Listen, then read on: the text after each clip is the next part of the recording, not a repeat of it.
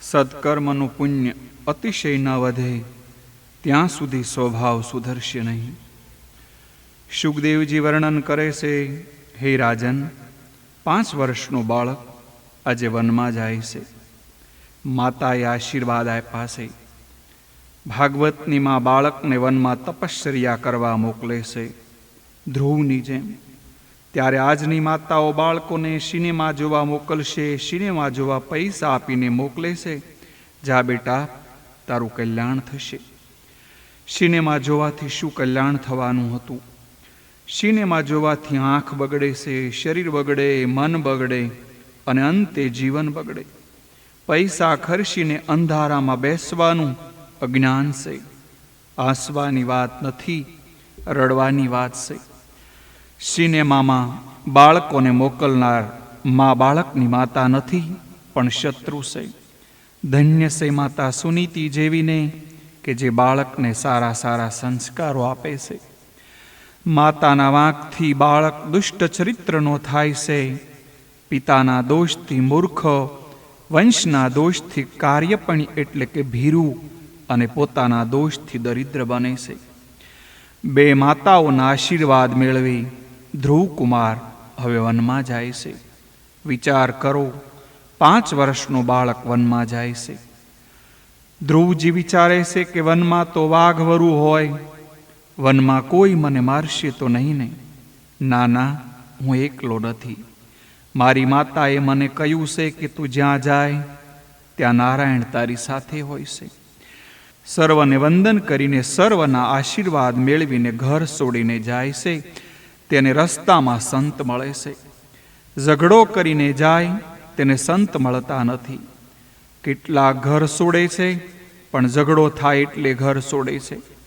બાવા બને છે, આવા બાવાના બંને બગડે છે.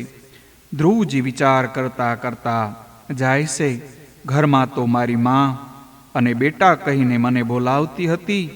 વનમાં હવે મને કોણ ગોદમાં બેસાડશે? કોણ મને પ્યાર કરશે? જે માર્ગ ધ્રુવ જતા હતા એ જ માર્ગે નારાયણ નારાયણ કરતા નારદજી આવ્યા.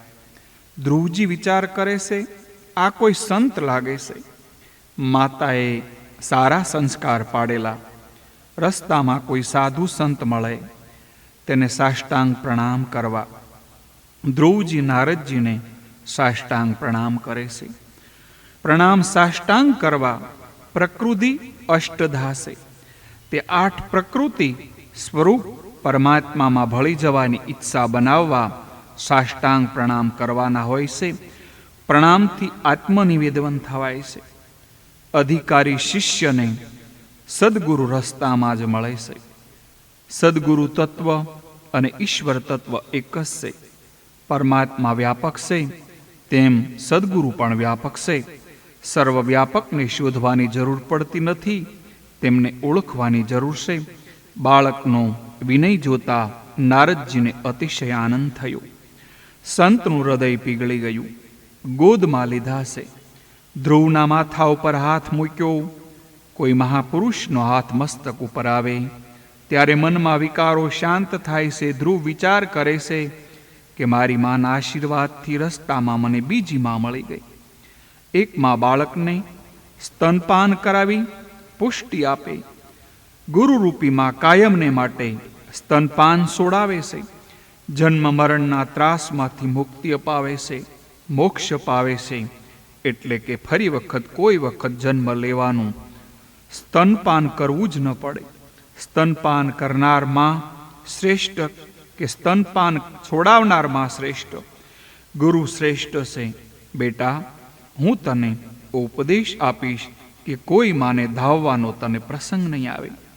નારદજી પૂછે છે, બેટા તું ક્યાં જાય છે? ધ્રુવજી ઉત્તર આપે છે, હું વનમાં જાઉં છું. હું ભગવાનના દર્શન કરવા માટે જાઉં છું. મારી માતાએ કહ્યું છે કે મારા સાચા પિતા નારાયણ છે. હું મારા સાચા પિતાને નારાયણની ગોદમાં બેસવા જાઉં છું. આ સાંભળી નારદજી ડોલી ગયા. નારદજી ધ્રુવના નિશ્ચયની પરીક્ષા કરે છે. સદગુરુ શિષ્યની પરીક્ષા કરે પછી ઉપદેશ આપે છે. નારદજી બોલ્યા, તું બાળક છે, અત્યારથી જ જપ કરવાની જરૂર નથી. બાલ્યવસ્થામાં તો રમવા માટે છે બેટા. ભગવાન તો મોટા થઈને ભજવાના હોય. મારા વિચાર પ્રમાણે સાધારણ પુરુષને માટે ઈશ્વર પ્રસન્ન કરવા ઘણું કઠણ છે. મોટા મોટા ઋષિઓ અનેક જન્મથી ઈશ્વરનું આરાધન કરે છે, તેને પણ ભગવાન મળતા નથી બેટા. મોટા મોટા મુનિઓ પણ ભગવાનને માર્ગ શોધે છે, છતાં તેને જાણી શકતા નથી. તું મોટો થઈ દરેક પ્રકારના સુખ ભોગવી વૃદ્ધાવસ્થામાં નિવૃત્તિ થઈ અને પછી તું વનમાં જજે. આરામથી ત્યાં ભગવાન ભજજે. ત્યારે રામ રામ કરજે, ભગવાન તને મળવા આવશે. તું માને છે કે ભગવાન મને ગોદમાં બેસાડશે? પણ મોટા મોટા ઋષિઓ હજારો વર્ષો તપશ્ચર્યા કરે છે, તેમ છતાં તેઓને પરમાત્માના દર્શન થતા નથી. તો તારા જેવા બાળકને પરમાત્મા કેવી રીતે મળશે? માટે તું ઘરે પાછો જા. ધ્રુવ કુમારે કહ્યું, ના, જે ઘરમાં મારું માન નથી તે ઘરમાં મારે રહેવાનું નથી. 5 વર્ષના ધ્રુવ કુમાર ઘરનો ત્યાગ કરી ભગવાનનું ભજન કરવા ચાલી નીકળ્યા છે. ધ્રુવજી કહે છે, મારે પિતાની ગોદ ઉપર બેસવું નથી. મેં તો નિશ્ચય કર્યો છે કે આ જન્મમાં જ મારે પરમાત્માના દર્શન કરવા છે. ગુરુજી મને ઉપાય બતાવો. ધ્રુવનો દ્રઢ નિશ્ચય જોઈ નારદજી ધ્રુવને કહે છે, જે મનુષ્ય પોતાનું કલ્યાણ કરવા ઈચ્છતો હોય અને ધર્મ, અર્થ, કામ અને મોક્ષને પ્રાપ્ત કરવા હોય તેને માટે શ્રીહરિના ચરણોનું સેવન એ જ એકમાત્ર ઉપાય છે, સાધન છે. તું મધુવનમાં જા. મધુવનમાં આ મધુવન છે જ્યાં ધ્રુવજીને નારાયણના દર્શન થયા છે. યમુનાજી કૃપાળુ છે. યમુના મહારાણી કૃપાદેવીનો અવતાર છે. ભાગવતમાં 4-5 જગ્યાએ એવી બતાવવામાં આવી છે કે જ્યાં પરમાત્મા અખંડ બિરાજે છે. મધુવનમાં શ્રીરંગમમાં અનંત શયનમ પદ્મનાભ અખંડ બિરાજે છે. દ્વારકામાં પણ ભગવાન અખંડ બિરાજે છે. દ્વારકા છોડીને આવ્યા નથી. બોડાણાની ભક્તિ અનન્ય હતી એટલે એક સ્વરૂપે ડાકોરમાં રહ્યા. ગંડકી નદીને કિનારે પુલાશ્રમમાં પુલા ઋષિના આશ્રમમાં ભગવાન અખંડ બિરાજે છે. એમ ભાગવતમાં 5મા સ્કંધમાં લખ્યું છે. વૃંદાવનમાં ભગવાન અખંડ બિરાજે છે. તારો બ્રહ્મ સંબંધ યમુનાજી સિદ્ધ કરી આપશે, તે માટે સિફારસ કરજે. તે ઠાકોરજીને તારી ભલામણ કરજે. તું લાયક નથી, પણ મા માનશે મારો થયો છે, તેથી તેઓ કૃપા કરશે. ધ્રુવ કુમારને આજ્ઞા કરી છે, બેટા, તારું કલ્યાણ થવું. યમુના તટના તટ ઉપર આવેલા પરમ પવિત્ર મધુવનમાં તું જા. ત્યાં શ્રીહરિનો નિત્ય નિવાસ છે. વૃંદાવન એ પ્રેમ ભૂમિ છે. ત્યાં રહી ભજન કરવાથી મન જલ્દી શુદ્ધ થાય છે. વૃંદાવન એ દિવ્ય ભૂમિ છે. ત્યાં જીવ અને ઈશ્વરનું મિલન જલ્દી થાય છે. ધ્રુવજીએ પૂછ્યું, ત્યાં જઈને કેવી રીતે પરમાત્માની આરાધના કરવી? નારદજી કહે છે, ધ્યાન કરતા પહેલા માનસી સેવા કરજે. ચતુર્ભુજ નારાયણ ભગવાનની માનસી સેવા કરજે. માનસી સેવામાં એક વસ્તુ ધ્યાનમાં રાખવાની કે મનથી ધારા તૂટે નહીં. સતત મન ઈશ્વરમાં પરોવાયેલું રહે. માનસી સેવા અતિ શ્રેષ્ઠ માની છે. ભગવાન શંકરાચાર્યો જેવા પણ શ્રી કૃષ્ણની માનસી સેવા કરતા હતા. વિરક્ત સાધુ સંન્યાસીઓ જે કશું રાખતા નથી તે માનસી સેવા કરે છે, એ ઉત્તમ છે. પણ ગ્રહસ્થીઓ એકલી માનસી સેવા ન કરે એ ન ચાલે. ગ્રહસ્થીઓએ માનસી અને પ્રત્યક્ષ બંને સેવા કરવી જોઈએ. માનસી સેવાનો અતિ ઉત્તમ સમય સવારના 4 થી 5:30 સુધીનો. કોઈનું મુખ જોયા પહેલા તે માનસી પૂજા કરવી. પ્રાતઃકાળમાં ઉઠી ધ્યાન કરવાનું કે હે ગંગા માતા, હું ગંગાજીના કિનારે બેઠો છું. ગંગાજીમાં સ્નાન કરવાનું. તે પછી અભિષેક માટે ગંગાજળ લાવવાનું. મનથી લાવવાનું એટલે ચાંદીના લોટામાં લાવવાનું. ઠાકોરજી જાગ્યા પછી તેને આચરણ કરવાનું. મંગળામાં પછી માખણ મિશ્રી લાવવા. એ તો ભોળાનાથને કાંઈ જરૂર પડતી નથી. કનૈયાને તો બધું જ માગે છે. પછી શ્રી કૃષ્ણને સ્નાન કરાવવાનું, શંકરને ઠંડુ જળ ચાલે, બાલકૃષ્ણને ગરમ જળથી સ્નાન કરાવવાનું, ઠાકોરજીને તે પછી શૃંગાર કરવો. શૃંગાર ન કરો તો પણ ભગવાન સુંદર જ છે, પણ શૃંગાર કરવાથી તમારું મન સુંદર થશે. આપણું મન બગડેલું છે, તેને શુદ્ધ કરવા શૃંગાર કરવો પડે છે. શૃંગારમાં સમાધિ જેવો આનંદ મળે છે. શૃંગાર પછી પરમાત્માને સુંદર ભોગ ધરાવવાનો, એ પછી તિલક કરો, આરતી ઉતારો, ભગવાનની આરતી ઉતારો, ત્યારે હૃદય આહદ બનવું જોઈએ. પદ્મ પુરાણમાં આરતીનો ક્રમ બતાવવામાં આવ્યો છે. શરણ, સાથળ, વૃક્ષસ્થળ, મુખ અને પછી સર્વા અંગની આરતી ઉતારવી. આરતી ઉતારો ત્યારે પ્રભુના દર્શન માટે આર્ત બનીને આરતી ઉતારો. ભગવાનના દર્શન કરતા કરતા ધ્યાન કરવાનું છે. શ્રીહરિનું ધીર મનથી ધ્યાન કરજે બેટા. ધ્યાન સાથે જપ કરવો જોઈએ. કેટલાક જપ કરતી વખતે સંસારનું ધ્યાન કરે છે, એટલે જપ નિષ્ફળ જાય છે. એમ તો ન કહેવાય, પરંતુ તેને ફળ મળતું નથી. સ્નાનથી શરીરની શુદ્ધિ થાય, દાનથી ધનની શુદ્ધિ થાય, અને ધ્યાનથી મનની શુદ્ધિ થાય છે. જપ અને ધ્યાન સાથે થવા જોઈએ. જપ કરવા બેસો ત્યારે જે દીવોને જપ કરો તેની મૂર્તિ ધ્યાનમાંથી ખસે નહીં. જીભથી ભગવાનનું નામ લેવું, મનથી તેમનું સ્મરણ કરવું, આંખોથી એમના દર્શન કરવા, કાનથી એમના નામનું શ્રવણ કરવું. આ પ્રમાણે જપ કરતા બેટા હું તને એક મંત્ર આપું છું. ઓમ નમો ભગવતે વાસુદેવાય. એ મહામંત્રનું તું સતત જપ કરજે. ભગવાન તારા ઉપર પ્રસન્ન થશે. મારો આશીર્વાદ છે, તને 6 મહિનામાં જ ભગવાન મળશે. સચિતમ પારબ્ધ કર્મને બાળવા 3 જન્મ લેવા પડે છે. ગીતાજીમાં ભગવાને કહ્યું છે, ઘણાય જન્મોના અંતે જીવ મને પ્રાપ્ત થાય છે. વિદ્વાનોએ ત્યાં એવો અર્થ કર્યો છે, બહુનામ જન્મનામ અંતે, કે હું બહુનામ એટલે કે 3 જન્મ. જ્ઞાનીઓએ, યોગીઓએ કર્મોને ક્ષય કરવા 3 જન્મ તો લેવા જ પડે છે. ત્યારે ભાગવતમાં લખ્યું છે, ધ્રુવ ચરિત્રમાં કહેવામાં આવ્યું છે કે જપ કરવાથી ફક્ત 6 મહિનામાં ભગવાન મળે છે. ધ્રુવજી કહે છે, એ ભાગવત ચરણની છાયામાં સમાસ પ્રાપ્ત કરી લીધેલ આ ખોટું નથી. અનુભવ કરી જોજો. પણ ધ્રુવની રીતે ધ્રુવે જે પ્રમાણે તપશ્ચર્યા કરેલી છે તે પ્રમાણે તપશ્ચર્યા કરજો. સાધન કરે તેને સિદ્ધિ મળે છે. ધ્રુવજી અનેક જન્મથી તપશ્ચર્યા કરી છે. પૂર્વ જન્મમાં 6 માસમાં ધ્રુવજીને પરમાત્માના દર્શન થવાના હતા. એના યોગને 6 મહિના બાકી હતા. પૂર્વ જન્મના ધ્રુવજી ધ્યાન કરતા કરતા ત્યાં રાજા રાણી આવ્યા. ધ્રુવજીએ વિચાર્યું, આ રાજા રાણી સુખ ભોગવે છે, તેવું સુખ મેં ભોગવ્યું નહીં, તેથી તેને આ જન્મ રાજાને ત્યાં મળ્યો. નારદજી તે પછી ઉત્તાનપાદ રાજા પાસે ગયા છે. વિયોગમાં મનુષ્યને ગુણ યાદ આવે છે. ઉત્તાનપાદ રાજા પસ્તાય છે, ધ્રુવના ગુણ યાદ કરે છે. નારદજીએ મનમાં વિચાર કર્યો, આ મારા શેલાનો બાપ છે, તેનો ઉદ્ધાર કરવો પડશે.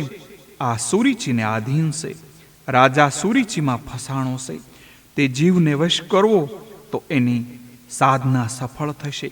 જીવ સુધરે તો સુરીશીનો મોહ ઓછો થશે. રાજાને કહ્યું છે, તું 6 માસ કેવળ દૂધ ઉપર રહેજે અને અનુષ્ઠાન કરજે. ધ્રુવજી મધુવનમાં આવ્યા છે. પ્રથમ દિવસે ઉપવાસ કર્યો છે. પછી ધ્રુવ 3 દિવસ અને એક આસને બેસીને ધ્યાન કરે છે. કેવળ ફળાહાર કરે છે. અન્નનો આહાર કરવાથી શરીરમાં રજોગુણ વધે છે. ફળાહાર કરવાથી શરીરમાં સત્વ ગુણ વધે છે. બીજો મહિનો આવ્યો, સંયમ વધાર્યો. હવે એકી સાથે 100 દિવસ ધ્યાનમાં બેસવું છે. એક આસને 100 દિવસ ધ્યાનમાં બેસે છે. ત્રીજો માસ આવ્યો, હવે 9 દિવસ એક આસને બેસે છે. હવે ફળ ખાતા નથી, ઝાડના પાન ખાય છે. સંયમ ધીરે ધીરે વધારો તો ભક્તિ વધશે. એનો એકવાર ત્યાગ કર્યો એ વિષયમાં ફરીથી મન ઇન્દ્રિયોને જવા દેશો નહીં. 4થો મહિનો આવ્યો. હવે ફક્ત જમનાજીનું જળ લઈને 12 દિવસે એક આસને બેસે છે. 5મા મહિને હવે જળ નહીં પણ વાયુ ભક્ષણ કરે છે અને 15 દિવસ એક આસને બેસે છે. હવે 6ઠો માસ આવ્યો. ધ્રુવજીએ નિશ્ચય કર્યો હવે પરમાત્મા મળશે ત્યારે જ આસન ઉપરથી મારે ઉઠવું છે. ભગવાન ન મળે ત્યાં સુધી મારે ઉઠવું નથી એવો નિશ્ચય કરી ધ્યાન જપમાં બેસી ગયા છે. દ્રઢ નિશ્ચય હશે તો ભગવાન જરૂર મળશે. બ્રહ્મકાર વૃત્તિ થાય પણ તેને કાયમને માટે ટકાવવી મુશ્કેલ છે. 6 મહિના સુધી સતત પરમાત્માનું ધ્યાન કરે છે. ધ્રુવજી હૃદયમાં નારાયણના સ્વરૂપને નિહાળે છે. હવે જીભથી નહીં મનથી જપ થાય છે. ધ્રુવની તપશ્ચર્યા જોઈને દેવી ભગવાન નારાયણ પાસે આવ્યા છે. આપ ધ્રુવ કુમારને જલ્દી દર્શન આપો. ભગવાન દેવોને કહેશે ધ્રુવના દર્શન આપવા નહીં, મારા ધ્રુવના દર્શન કરવા હું જવાનો છું. આજે ધ્રુવના દર્શન કરવાની ઈચ્છા ભગવાનને થઈ છે. ચોખ્ખું લખ્યું છે મધુવનમ મૃત્યુમ દ્વિદક્ષ્યાગત.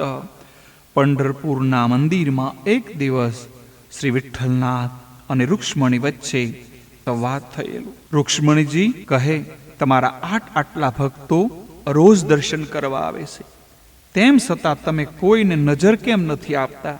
દ્રષ્ટિ નીચી કેમ રાખો છો? ભગવાન કહે છે જે મારે માટે આવે તેને હું નજર આપું છું. મંદિરમાં લોકો શા ભાવથી દર્શન કરવા આવે છે તે હું જાણું છું. મંદિરમાં આવીને સર્વ પોતાના માટે કંઈક ને કંઈક માગવા આવે છે. કેવળ મારા માટે કોઈ આવતું નથી. કેવળ મારા માટે આવે તેને હું નજર આપું છું. પંઢરપુરમાં ભગવાનના દર્શન માટે એટલી ભીડ થતી હોય છે કે સવારે ગયેલા માણસને સાંજે વિઠ્ઠલનાથની ઝાંખી થાય છે. એક વખત લક્ષ્મીજીએ ભગવાનને પૂછ્યું આટલા બધા ભક્તો આપના દર્શન માટે આવ્યા છે અને આપ ઉદાસ કેમ છો? ભગવાને કહ્યું કે આ બધાય તો સ્વાર્થી ભેગા થયા છે. આ બધાય મને જોવા આવ્યા છે, પણ જેના દર્શન કરવાની મને ઈચ્છા છે તે મારો તુકારામ હજી આવ્યો નથી. તુકારામ બીમાર હતા, પથારીમાં પડ્યા વિચાર કરતા હતા કે મારા વિઠ્ઠલનાથના દર્શન કરવા જઈ શક્યો નથી. મારા વિઠ્ઠલનાથ મારા ઘરે દર્શન આપવા શું નહીં આવે? પ્રેમ અન્યોય હોય છે. ભગવાને લક્ષ્મીજીને કહ્યું તુકારામ બીમાર હોવાથી આવી શક્યો નથી, માટે આપણે તેમને ત્યાં જઈશું. લાખો વૈષ્ણવો પંઢરપુર વિઠ્ઠલનાથના દર્શન કરવા આવ્યા છે અને પરમાત્મા પધારે છે તુકારામને ત્યાં. સાચા વૈષ્ણવો જેમ ઠાકોરજીના દર્શન કરવા માટે આતુર હોય તેમ તેવા ભક્તોના દર્શન કરવા માટે ભગવાન પણ આતુર હોય છે. ભગવાન નારાયણ ત્યાં પ્રગટ થયા. ત્યાં સામે ઊભા છે, પણ ધ્રુવજી આંખ ઉઘાડતા નથી. ભગવાને વિચાર્યું આમ ક્યાં સુધી ઊભો રહીશ? ધ્રુવજીના હૃદયમાં જે તેજોમય સ્વરૂપ પ્રગટ થયું હતું તે હૃદયમાંથી અંતર ધ્યાન કર્યું. ધ્રુવ બહુ અકળાણા, તે દિવ્ય સ્વરૂપ ક્યાં ગયું? આંખ ઉઘાડી તો ચતુર્ભુજ નારાયણની જય. ધ્રુવજી દર્શન કરતા નથી, દર્શનથી ઠાકોરજીને પી જાય છે. બોલવાની ઈચ્છા છે પણ ભણેલા નથી, એટલી બોલી પણ કેવી રીતે શકે? ભગવાનના હાથમાં શંખ હતો, તે વડે બાળકના ગાલને સ્પર્શ કર્યો. સરસ્વતી જાગૃત કરી અને ધ્રુવજીએ સ્તુતિ કરી છે. પ્રભુ, આપ સર્વશક્તિ સંપન્ન છો, તેમજ મારા અંતકરણમાં પ્રવેશ કરી તમારા તેજથી મારી આ સુષુપ્ત વાણીને સજીવન કરો, તથા હાથ, પગ, કાન, ત્વચા આદિ અન્ય બીજ ઇન્દ્રિયો તેમજ પ્રાણોને પણ ચેતના આપો. એવા તમે અંતર્યામી ભગવાનને હું પ્રણામ કરું છું. મારી બુદ્ધિમાં પ્રવેશી મારા મન બુદ્ધિને સત્કર્મની પ્રેરણા આપનાર મારા પ્રભુને વારંવાર વંદન કરું છું. આપે કરેલા ઉપકારો જાણનારો મનુષ્ય આપને કેમ ભૂલી શકે? તમને જેઓ ભજતા નથી એ ખરેખર કૃતજ્ઞ છે. તમે તો મનુષ્યને જન્મ મરણથી મુક્ત કરનાર છો. તેવા આપને જે લોકો કામાદિ વિષયો માટે ભજે છે તેઓ મૂર્ખ છે. કલ્પ વૃક્ષરૂપ આપને તેઓ ભજે છે, સતા દેહથી ઉપભોગ કરવા યોગ્ય સુખોને ઈચ્છે છે કે વિષય સંબંધી સુખ પ્રાણીને નરકમાં પણ મળે છે. તમે કૃપા કરો તો આ જીવ તમને ઓળખી શકે. નાથ, તમે કૃપા કરો ત્યારે જ આ જીવ તમારા દર્શન કરી શકે છે, તમને મેળવી શકે છે. કેવળ સાધનાથી ઈશ્વરના દર્શન થતા નથી. કનૈયો તો કૃપા સાધ્ય છે. સાધ્ય નથી, પરમાત્મા કૃપા સાધ્ય છે. એટલે એવું નહીં કે સાધન ન કરવાનું. સાધન કરો, પણ સાધનનો ભરોસો ન રાખો, સાધનનું અભિમાન ન રાખો. સાધન તો કરવાનું જ છે. સાધન કરતો જીવ થાકી જાય, સાધના કરતા દીન થયેલો જીવ જ્યારે રડી પડે ત્યારે ભગવાન કૃપા કરે છે. તેથી તો ઉપનિષદમાં કહ્યું છે કે આત્મા વેદોના અભ્યાસથી નથી મળતો, ન તો બુદ્ધિથી, ચાતુરીથી અથવા બહુ શાસ્ત્ર ભણવાથી તે નથી મળતા, પરંતુ જેનું આત્મ વરણ કરે છે, પસંદ કરે છે, તેને આત્માની પ્રાપ્તિ થાય છે. આત્મા તેને પોતાનું સ્વરૂપ દેખાડે છે. સાધ્યની પ્રાપ્તિ કર્યા પછી કેટલાક સાધનની ઉપેક્ષા કરે અને સાધનની ઉપેક્ષા થાય એટલે ફરી માયાના તેમનામાં પ્રવેશ કરે છે. અદ્વૈત ભાવ સિદ્ધ થયા પછી પણ વૈષ્ણવ ભગવાનની ભક્તિ કરે છે. ઈશ્વર પ્રાપ્તિ પછી પણ મનુષ્ય સાધન તો ન છોડવું જોઈએ. અરે, સાધનની એવી ટેવ પડી જાય કે તે છૂટતું જ નથી. તુકારામે કહ્યું છે તેમ સત્સંગથી તુકારામ પાંડુરંગ જેવા બન્યા છે. તેને ભજન કરવાની હવે જરૂર નથી, પણ તુકારામને ભજનની એવી ટેવ પડી કે ભજન છૂટતું નથી. આરંભમાં સત્સંગ કર્યો અને તુકારામને જપ કરવાની આજ્ઞા થઈ. જપ કરતા ભગવાનના દર્શન થયા. પછી ભગવાને કૃપા કરી. હવે તુકારામ અને પાંડુરંગમાં ભેદ નથી, તેમ છતાં હવે એવી ટેવ પડી કે ભજન છૂટતું નથી. આવી સ્થિતિએ પહોંચ્યા પછી પણ જ્ઞાની ભક્તો ભક્તિ છોડતા નથી. જ્ઞાની ભક્તની ભક્તિ વ્યસનરૂપ બને તો ભક્તિ વ્યસનરૂપ બને તો બેડો પાર થઈ જાય. તમારા દર્શન થયા પછી સાચા જ્ઞાનીઓ તમારી ભક્તિ છોડી શકતા નથી. તમારા દર્શન થયા પછી જે તમારું સેવા સ્મરણ કરતા નથી તે કૃતજ્ઞ છે. સુખદેવજીને કોઈ કહેશે એક ક્ષણ રાધા કૃષ્ણનું ધ્યાન છોડી દો, તો તેઓ તે ધ્યાન છોડવા તૈયાર નથી. અપરોક્ષ સાક્ષાત્કાર કર્યા પછી ભજન છોડી શકાતું નથી. ધ્રુવ કુમારે સુંદર સ્તુતિ કરી છે. નાથ, એવી કૃપા કરો કે તમારા લાડીલા ભક્તો તમારા દર્શન અને સ્મરણ કરતા તમારી કથા કરે તે સાંભળવાનો સુયોગ મને મળે. તે આનંદ યોગીઓના બ્રહ્માનંદ કરતાં પણ શ્રેષ્ઠ છે. કેવળ વિદ્વાનો કથા સંભળાવે તેવી ઈચ્છા છે એમ ધ્રુવકુમાર નથી બોલ્યા, પણ જેનું હૃદય કૃષ્ણ પ્રેમમાં પીગળેલું છે તેવા કથાકાર કથા સંભળાવે. જ્ઞાની ભક્ત કથા કરે અને ભક્ત હૃદયવાળા કથા કરે, તેમાં અંતર છે. તમારી કથાનો આનંદ બ્રહ્માનંદ કરતાં પણ શ્રેષ્ઠ છે. શ્રીધર સ્વામીને આ શ્લોકનો અર્થ કરતા મુશ્કેલી પડી છે. ઉપનિષદના સિદ્ધાંત સાથે થોડો વિરોધ અત્રે આવે છે. ઉપનિષદમાં કહ્યું છે બ્રહ્માનંદ સર્વથી શ્રેષ્ઠ છે.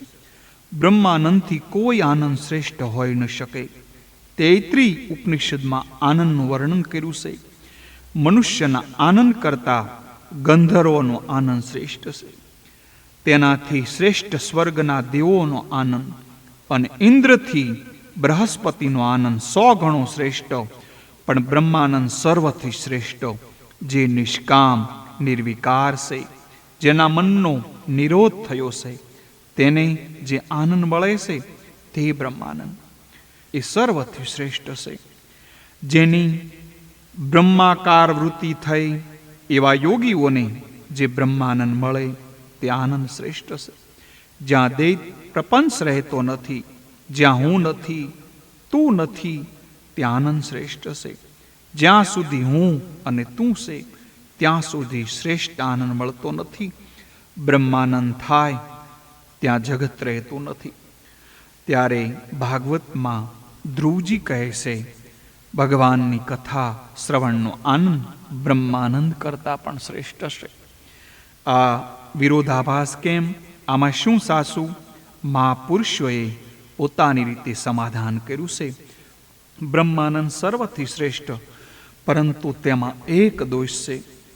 તે એક ભોગ્ય છે, તે એકને જ મળે છે. જેને બ્રહ્માકાર વૃત્તિ થઈ તેને જ બ્રહ્માનંદ મળે, તેથી તે ગૌણ છે. ત્યારે કથા કીર્તનનો આનંદ અનેક ભોગ્ય છે. ભજનાનંદ સર્વ ભોગ્ય હોવાથી સર્વને એક સાથે આનંદ આપે છે. તેથી કથાકાર બ્રહ્માનંદ કરતાં પણ શ્રેષ્ઠ બતાવ્યો છે. તત્વદ્રષ્ટિથી બ્રહ્માનંદ શ્રેષ્ઠ છે. બ્રહ્માનંદ એકલ પેટો એકને જ આનંદ આપે છે. યોગીઓ સમાધિમાં જે આનંદ પ્રાપ્ત કરે તે આનંદ યોગીની સેવા કરનારને પણ મળતો નથી. સમાધિમાં રહેલા યોગીઓ એકલા તરે છે, સત્સંગી તરે છે અને તારે છે. કથા શ્રવણ સર્વને એકી સાથે આનંદ આપે છે. તે અનેક ભોગ્ય છે. તેથી કથા શ્રવણ કથાનંદ શ્રેષ્ઠ છે. કેટલાક ટીકાકારો કહે છે, બ્રહ્માનંદ કરતાં કોઈ આનંદ શ્રેષ્ઠ ન હોઈ શકે, પરંતુ સત્સંગનો મહિમા વધારવા માટે આ પ્રમાણે ભાગવતમાં કહ્યું છે. પ્રભુએ કહ્યું, હું તારા ઉપર ખૂબ પ્રસન્ન થયો છું, તું કંઈક માગ. ધ્રુવજી કહે છે, નાથ, મને શું માગવું તે સૂઝ પડતી નથી. આપને પ્રિય હોય તે આપો. નરસિંહ મહેતાએ આમ જ કહેલું છે.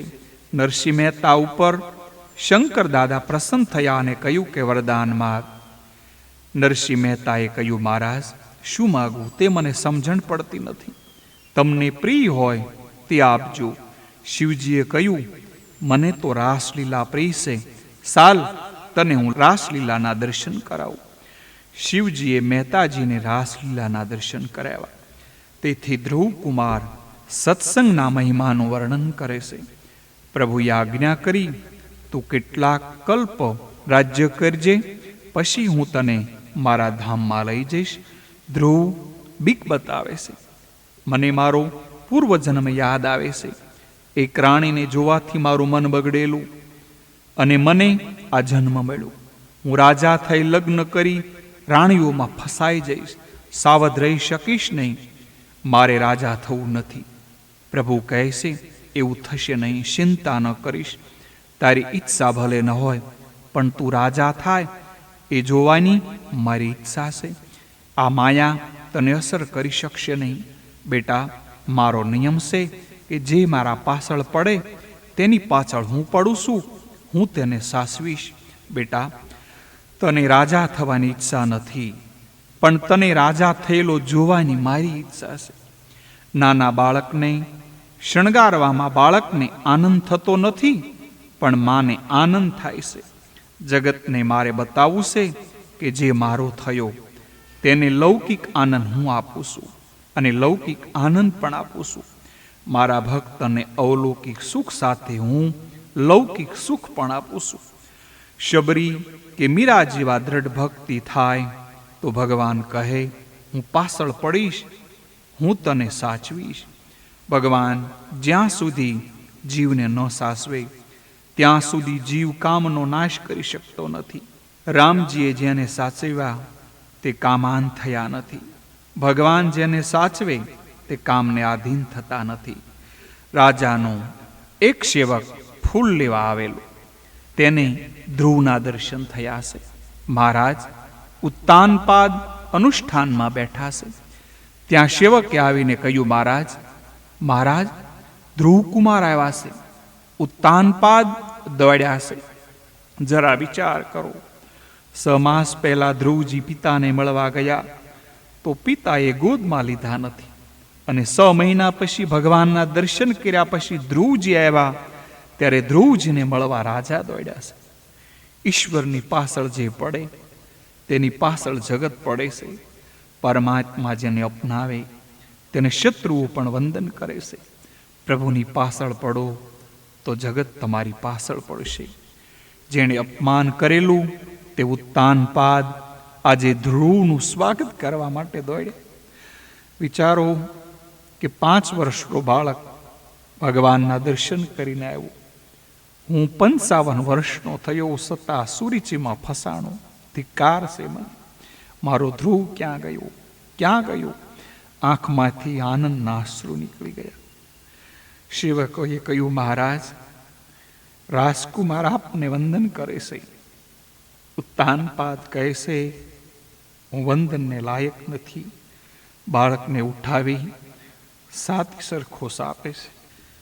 સુખદેવજી વર્ણન કરે છે, હે રાજન, અતિશય આનંદ થયો છે, પરમાનંદ થયો છે. ધ્રુવ માતાજીના દર્શન કરવા જાય છે. ધ્રુવજી વિચારે છે, માએ કહેલું મને વંદન ન કરતો ચાલે, પણ તું તારી ઓર માને વંદન કરજે. ધ્રુવજી સુરીચીને વંદન કરે છે. સુરીચીનું હૃદય ભરાયું છે. કેવો ડાયો છે મારો પુત્ર. સુનીતિ તો એક અક્ષર બોલી શક્યા નહીં, હૃદય ભરાણું. સુનીતિને લાગ્યું કે હું આજે સાચી પુત્રવતી થઈ. મારા પુત્ર ભગવાનને પ્રાપ્ત કરીને આવ્યો છે. સર્વને આશીર્વાદ મેળવે તે સર્વેશ્વરને વાલો લાગે છે. લોકો કહે છે, ધ્રુવજી નારાયણના દર્શન કરીને આવ્યા છે. અમે એમના દર્શન કરીશું તો કૃતાર્થ થઈશું. માટે ધ્રુવજીનો વરઘોડો કાઢવાનો નિશ્ચય કર્યો. ધ્રુવજીને હાથી ઉપર બેસવા માટે કહ્યું. ધ્રુવજી કહે છે, હું એકલો નહીં બેસું. મારો ભાઈ ઉત્તમ ક્યાં છે? ઉત્તમને પ્રથમ હાથી ઉપર બેસાડી પછી ધ્રુવજી બેઠા છે. જેને પોતાના ભાઈમાં ઈશ્વર ન દેખાય, બહેનમાં ઈશ્વર ન દેખાય, તેને બીજામાં કે મૂર્તિમાં ઈશ્વર નહીં દેખાય. શબ્દાત્મક ઉપદેશથી અસર જલ્દી થતી નથી, ક્રિયાત્મક ઉપદેશથી અસર તરત થાય છે. સુરીષીને આજે પસ્તાવો થયો છે. સુનીતિના ચરણમાં માથું ઝૂક્યું, આંખમાંથી આંસુ નીકળે છે. સાથે સાથે મનનો મેલ ધોવાણો છે. ધ્રુવ કુમારને રાજ્યાભિષેક કરવામાં આવ્યો છે. ભ્રમી સાથે તેનું લગ્ન થયું છે. ઉત્તમ એક વખત જંગલમાં શિકાર કરવા ગયો. ત્યાં યક્ષ સાથે યુદ્ધ થાય છે. ઉત્તમ માર્યો જાય છે. સમાચાર સાંભળી ધ્રુવજી યુદ્ધ કરવા જાય છે. ભીષણ યુદ્ધ થયું છે. ધ્રુવ યક્ષનો સંહાર કરવા લાગ્યો ત્યારે તેમના દાદા મનુ મહારાજ ત્યાં પધાર્યા. બેટા, વૈષ્ણવ વેર કરતા નથી. વિષ્ણુ ભગવાન એ પ્રેમનું સ્વરૂપ છે. ભગુ ઋષિએ સાતી ઉપર લાત મારેલી, તેમ છતાં સાતીમાં લાત મારનારના ઉપર વિષ્ણુ ભગવાન પ્રેમ કરે છે. શિવજી એ વૈરાગ્યનું સ્વરૂપ છે. બહુ પ્રેમ કરવો એ કઠણ છે, અને બહુ વૈરાગ્ય રાખવું એ પણ કઠણ છે. જ્ઞાની અતિશય વૈરાગ્ય રાખે અને વૈષ્ણવ અતિશય પ્રેમ કરે છે. મનુ મહારાજ ઉપદેશ આપે છે, આપણાથી મોટા પુરુષોની પ્રતિ સહનશીલતા, નાનાની પ્રતિ દયા, સમાન વયના સાથે મિત્રતા અને સમસ્ત જીવો સાથે સંવર્તાવ કરવાથી સર્વમાં શ્રીહરિ પ્રસન્ન થાય છે. તિતિક્ષા, સર્વ કાંઈ સહન કરવું, સર્વ પ્રત્યે કરુણા રાખવી, જગતના પ્રત્યેક જીવ સાથે મૈત્રી, આ 3 ગુણો જીવનમાં ઉતરે તે સુખી થાય છે અને તેના ઉપર ભગવાન પ્રસન્ન થાય છે. દરેક પ્રાણી પ્રત્યે સમભાવ રાખવાથી ભગવાન પ્રસન્ન થાય છે. અને ભગવાન પ્રસન્ન થાય એટલે પ્રકૃતિના ગુણોથી તથા લિંગ શરીરથી મુક્ત થઈ પુરુષ સુખ સ્વરૂપ બ્રહ્મને પામે છે. મનુ મહારાજના ઉપદેશથી ધ્રુવે તે સંહાર બંધ કર્યો. ધ્રુવજી વિશાળ ક્ષેત્રમાં આવે છે. બાળક હતા ત્યારે ધ્રુવજી યમુના ગયા છે, અને વૃદ્ધ થયા ત્યારે ગંગાજી પાસે ગયા છે. ગંગાજી મરણ સુધારે છે. ભાગવતની કથા પૂરા પ્રેમથી સાંભળે તેને બધી યાત્રા પરિપૂર્ણ થઈ છે. ગંગા કિનારે ધ્રુવજી બેઠા છે. ગંગા ખડખડ દોડે છે. ધ્રુવજીના ભજનમાં વિક્ષેપ થાય છે. ધ્રુવજી ગંગા કિનારો છોડવા તૈયાર થયા. ગંગાજી પ્રગટ થયા. માં, તમારો શબ્દ મારા ભજનમાં વિક્ષેપ કરે છે. ગંગાજી કહે છે, બેટા તું શાંતિથી ધ્યાન કર તો હું પણ શાંત થવા તૈયાર છું. આજથી હું અવાજ નહીં કરું. તું અહીં જ ભજન કરજે. તું અહીં જ રહેજે, તું જતો નહીં. ગંગાજી ત્યાં શાંત થયા છે. ઋષિકેશથી આગળ ધ્રુવાશ્રમ પાસે ગંગાજી શાંત થયા છે. તે આજ દિન સુધી શાંત છે. ઋષિકેશથી આગળ કોઈ ઠેકાણે ગંગાજી શાંત દેખાતા નથી. ફક્ત ધ્રુવાશ્રમ પાસે ગંગાજી શાંત સ્વરૂપે વહી રહ્યા છે. એક વખત ભગવત આજ્ઞાથી પાર્ષદો ધ્રુવકુમાર માટે વિમાન લઈને આવ્યા છે. ધ્રુવજી વિચારે છે, આ ગંગા કિનારો છોડી મને વૈકુંઠમાં જવાની ઈચ્છા નથી. ગંગા કિનારે રહી સત્સંગ ભજન ધ્યાનમાં જે આનંદ મને મળ્યો તે વૈકુંઠમાં ક્યાં મળવાનો છે. ધ્રુવજીએ ગંગાજીને સાષ્ટાંગ પ્રણામ કરી ગંગાજીમાં શ્રેલું સ્નાન કર્યું છે. ગંગાજીને સોડતા વેદના થાય છે. હૃદય ભરાણું છે. ગંગાજી હાજર થયા છે. માં, હવે વૈકુંઠમાં જવાનું શું? પ્રભુનો હુકમ થયો છે. માં, ગંગા કિનારા કરતા વૈકુંઠમાં વધારે આનંદ નથી. ગંગાજીએ પ્યાર કર્યો. બેટા, આ મારું ભૌતિક સ્વરૂપ વૈકુંઠમાં હું આદિ ભૌતિક સ્વરૂપમાં રહું છું. ધ્રુવકુમાર વંદન કરે છે. ધ્રુવકુમાર વૈકુંઠમાં જાય છે, પણ સર્વને વંદન કરીને જાય છે. ધ્રુવકુમાર વિનયની મૂર્તિ છે. મૃત્યુદેવ ધ્રુવની પાસે આવ્યા. મૃત્યુદેવે મસ્તક નમાવ્યું. ધ્રુવજી મૃત્યુના મસ્તક ઉપર એક પગ મૂકી બીજા પગ વિમાનમાં મૂકે છે. ધ્રુવજી વિમાનમાં બેસી ભગવાનના ધામમાં જાય છે. ધ્રુવકુમાર વૈકુંઠમાં ગયા ત્યારે તેમને સર્વને આનંદ થયો છે. એક નારદજી નારાજ થયા છે. મારો ચેલો મૃત્યુને માથે પગ મૂકી વિમાનમાં બેસી વૈકુંઠમાં ગયો. મારો ચેલો મારાથી શ્રેષ્ઠ થયો. મારા ચેલાને માટે વિમાન આવ્યું અને હું હજી જગતમાં રખડું છું. મારા માટે વિમાન આવતું નથી. આ બતાવે છે કે બહુ કથા કરવાથી પણ પરમાત્મા મળતા નથી. ધ્યાન વિના, પ્રભુના દર્શન વિના શાંતિ મળતી નથી. એકાંતમાં બેસી ધ્યાન કરવાની વધારે જરૂર છે. પ્રભુના લાડીલા ભક્તો કાળના માથા ઉપર, મૃત્યુના માથા ઉપર પગ મૂકીને વૈકુંઠમાં જાય છે. ભાગવત સ્કંદ 4 અધ્યાય 12-30 સ્પષ્ટ કહેલું છે કે ધ્રુવજી મૃત્યુના શિર ઉપર પગ રાખીને વિમાન ઉપર ચડ્યા છે. ભગવાનના ભક્તોને મૃત્યુનો ડર રહેતો નથી. મનુષ્ય નિર્ભય થતો નથી, કારણ કે તે ઈશ્વરનો થતો નથી. જે ઈશ્વરને શરણે ગયો તે નિશ્ચિત બને છે, નિર્ભય બને છે. સતીક્ષણ ઋષિ માનસમાં કહે છે, મારું અભિમાન રોજ ને રોજ વધે. કયું અભિમાન? હું ભગવાનનો છું અને ભગવાન મારા છે, એવું અભિમાન હૃદયમાં હોવું જોઈએ. ભગવાનનો આશ્રય કરે તે નિર્ભય બને છે. તેને કાળનો ડર નથી. કાળ એ તો પરમાત્માનો દૂત છે. કાળના પણ કાળ પરમાત્માને શરણે ગયા તો પછી કાળ પણ શું આપણને કરી શકે? ધ્રુવ અર્થાર્થી ભક્ત છે. ધ્રુવ શરણે ગયા, ભગવાને તેને દર્શન આપ્યા, રાજ્ય આપ્યું અને અંતે વૈકુંઠ લોક આપ્યો. આ છે અનન્ય શરણાગતિ ભક્તિ અને એમનું ફળ. ધ્રુવનું દ્રષ્ટાંત બતાવે છે કે દ્રઢ નિશ્ચય બળથી ગમે તેટલું મહા મુશ્કેલ કાર્ય પણ સિદ્ધ થાય છે. પણ તે નિશ્ચય કેવો હોવો જોઈએ? દેહમ પાતયામી વા કાર્યમ સાધ્યામી વા. હું મારા દેહને પાડીશ અથવા કાર્યને સાધીશ.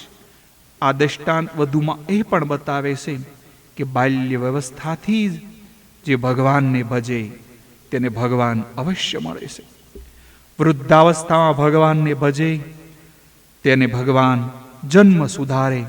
પરંતુ આ જન્મમાં ભગવાનને મેળવવા હોય તો બાલ્ય અવસ્થામાંથી જ ભગવાનને ભજવા જોઈએ. બાલ્ય અવસ્થામાં જે સારા સંસ્કારો પડ્યા છે તે કદી ભૂસાતા નથી, કદી જાતા નથી.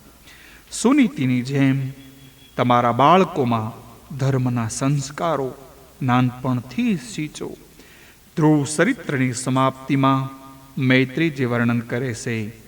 નારાયણ સરોવરના કિનારે નારદજી તપ કરતા હતા. ત્યાં પ્રસેતાઓનું મિલન થયું છે. વિદુરજી પ્રશ્ન કરે છે, આ પ્રસેતાઓ કોણ હતા, કોના પુત્ર હતા વગેરે કથા વિસ્તારથી કહો. મૈત્રીજી વિદુરજીને અને સુખદેવજી પરીક્ષિત રાજાને આ કથા સંભળાવે છે. ધ્રુવજીના વંશમાં આ પ્રચેતાનો જન્મ થયેલો છે. ધ્રુવજીના વંશમાં અંગ રાજા થયો, અંગને ત્યાં વેન થયો. અંગ સદાચારી અને વેન દુરાચારી. વેણના રાજ્યમાં પ્રજા બહુ દુઃખી થઈ. વેણના રાજ્યમાં અધમ વધ્યો. બ્રાહ્મણોએ બેનને શાપ આપી તેનો વિનાશ કર્યો. રાજા વગર પ્રજા દુઃખી થઈ. વેનના શરીરનું મંથન કરવામાં આવ્યું. પ્રથમ એક કાળો પુરુષ પ્રગટ થયો.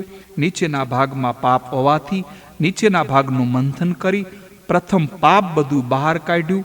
દુટીથી નીચેના ભાગ એ ઉત્તમ નથી, દુટીથી ઉપરનો ભાગ ઉત્તમ ગણાય છે. દુટીથી નીચેના ભાગનું સુખ લેવા જેવું નથી. મનુષ્યનો ઉપરનો ભાગ પવિત્ર છે, તે પછી ઉપરના પવિત્ર ભાગનું બહારનું મંથન વેદમંત્રો દ્વારા કરવામાં આવ્યું છે. તેથી પૃથુ મહારાજનું પ્રાગટ્ય થયું. શ્રીધર સ્વામીએ કહ્યું છે, આ લોકોએ હાથનું મંથન કર્યું એટલે અર્ચન ભક્તિ રૂપે પૃથુ મહારાજ પ્રગટ થયા. જો હૃદયનું મંથન કર્યું હોય તો સાક્ષાત નારાયણ પ્રગટ થવાના હતા. પૃથુ મહારાજ અર્ચન ભક્તિનું સ્વરૂપ છે, તેથી તેની રાણીનું નામ અર્ચી છે. અર્ચન ભક્તિનું પૃથુ શ્રેષ્ઠ છે. જેઓ નિત્ય મહાઅભિષેક કરે પૃથુ મહારાજના રાજ્યમાં પ્રજા સુખી થઈ છે. પૃથુ રાજાએ અશ્વમેઘ યજ્ઞ કર્યા. આ અશ્વમાં ઘોડો છૂટો મૂકવામાં આવ્યો. ઘોડો કોઈ ઠેકાણે ન બંધાય તો તેનું બલિદાન અશ્વમેઘ યજ્ઞમાં કરવામાં આવે છે. અશ્વ એ વાસનાનું સ્વરૂપ છે અને તે કોઈ વિષયમાં ન બંધાય તો આત્મા સ્વરૂપમાં લીન થાય. વાસના કોઈ વિષયમાં બંધાય તો વિવેકથી યુદ્ધ કરી તેને શુદ્ધ કરવાની હોય છે. આ યજ્ઞમાં ઇન્દ્ર વિઘ્ન કર્યું. તે ઘોડાને લઈને જાય છે અને તે યજ્ઞમાં અત્રિ મહારાજ બેઠા હતા અને પૃથુનો પુત્ર ઘોડો લઈને આવે છે. ભગવાન ત્યાં પ્રગટ થયા છે. પૃથુ સ્તુતિ કરે છે, મને મોક્ષની પણ ઈચ્છા નથી કે જ્યાં તમારી કીર્તિ કથા સાંભળવાનું સુખ મળતું નથી. મારી તો એક જ પ્રાર્થના છે, કથા શ્રવણ કરવા મને 10,000 કાન મળે કે જેથી તમારી લીલા અને ગુણોનું કથા સાંભળ્યા જ કરું. પૃથ્વીએ માગ્યું છે, એક શરણની સેવા લક્ષ્મી કરે, એક શરણની સેવા હું કરું. પૃથુ રાજાએ ધર્મની પ્રજાનું પાલન કરી પૃથ્વીમાં રહેલા અનેક પ્રકારના રસોનું યુક્તિથી દોહન કર્યું અને પૃથુ મહારાજ પ્રજાને વારંવાર ધર્મનું શિક્ષણ આપે છે. મારી પ્રજા ધર્મની મર્યાદાઓનું પાલન કરે. પૃથુ મહારાજ ગાય તથા બ્રાહ્મણોનું પાલન કરતા હતા. ગાય ખાય ઘાસ અને આપે દૂધ. બ્રાહ્મણ સાધારણ ભિક્ષાથી નિર્વાહ કરી સર્વને યજ્ઞદાન કરે. ગાય અને બ્રાહ્મણ સંતોષ પામે એટલે પ્રજાને શક્તિ અને જ્ઞાન મળે. તેથી પ્રજા સુખી થાય. આજકાલના રાજ્ય કરનારાઓ આનો વિચાર કરે તો પ્રજા સુખી થાય. જ્યારે સંપત્તિ કરતાં પણ સારા સંસ્કાર તથા ધર્મના પૂર્ણ જરૂર લાગશે અને વધશે ત્યારે દેશ સુખી થશે. પૃથુ મહારાજ એકવાર અર્ચી રાણી સાથે બેઠા છે. સનત કુમારો ત્યાં આવ્યા છે. સત્સંગથી તેમને વૈરાગ્ય થયો અને અર્શી સાથે વનમાં ગયા છે. પૃથુ મહારાજ સ્વર્ગમાં ગયા. સનત કુમારના ઉપદેશથી પૃથુ રાજાએ વનનો આશ્રય કર્યો. પ્રાચીન કાળમાં રાજાઓ પણ રાજ્ય છોડી વનમાં જઈ પ્રભુનું ભજન કરતા, પરંતુ અર્થ પ્રધાન અને ભોગ પ્રધાન આ કાળમાં કોઈને વનમાં જવાની જરૂર લાગતી નથી. એટલે સુખ શાંતિ ક્યાંથી મળે? પૃથુ પછી તેમના પુત્ર વિજિતાશ્વ રાજા થયા. તેને 3 ભાઈઓ હતા, હર્યક્ષ, ધ્રુમકેતુ અને વૃક. તે પછી અંતર્ધ્યાનને ત્યાં હરવિધાન અને હરવિધાનને ત્યાં પ્રાચીન બહિરાજા થયું. પ્રાચીન બહિરાજાને ત્યાં પ્રચેતાઓ થયા. પ્રચેતાઓ નારાયણ સરોવરને કિનારે આવ્યા. નારદજી તેમને રુદ્રગીતાનો ઉપદેશ કરે છે. તમે તપ કરો, તપ વગર સિદ્ધિ મળતી નથી. તપ ન કરે તેનું પતન થાય. શંકર ભગવાન આવી આશીર્વાદ આપી અદૃશ્ય થયા. પ્રચેતાઓ શંકરે બતાવેલા સ્ત્રોત્રનો જપ કરતા કરતા હવે તપશ્ચર્યા કરે છે.